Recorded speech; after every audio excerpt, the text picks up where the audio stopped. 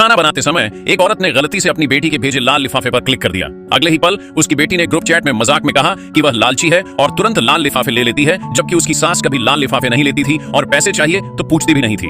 औरत को बहुत गुस्सा आया। उसकी बेटी की नजर में अपनी सास के लिए खरीदा गया 40,000 युआन का सोने का ब्रेसलेट और 100,000 युआन का यूरोपियन ऑयल कुछ भी नहीं था, जबकि वह उसकी अपनी माँ अपने जन्मदिन पर सिर्फ 1808 युआन का लाल लिफाफा पाकर लालची समझी जाती थी। अपनी बेटी का और फायदा उठाने में शर्म महसूस करते हुए उसने बैंक को फोन किया, अपने नाम से बैंक अकाउंट खोला जिसका इस्तेमाल उसकी बेटी के महीने के होम लोन पेमेंट के लिए किया जाता था, और फिर गुस्से में अपना बैग पैक करके बिना पीछे देखे अपनी बेटी के घर से निकल गए। इस बीच बेटी को अपनी बेटी का मैसेज मिला था जो ट्रिप से लौटी थी। जब उसकी मां ने कोई जवाब नहीं दिया तो वह ग्रुप चैट में उसकी छोटी सोच की शिकायत करने लगी।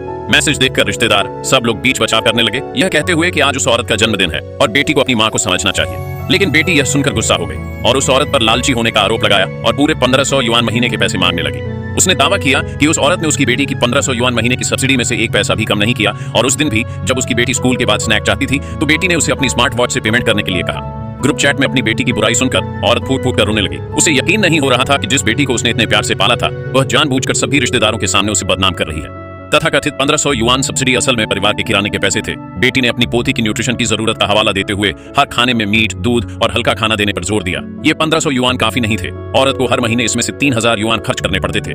औरत की महीने की पेंशन 6000 युआन थी, जिसमें से आधी उसकी बेटी के किराने के सामान के लिए और आधी उसके दामाद के होम लोन के पेमेंट के लिए जाती थी।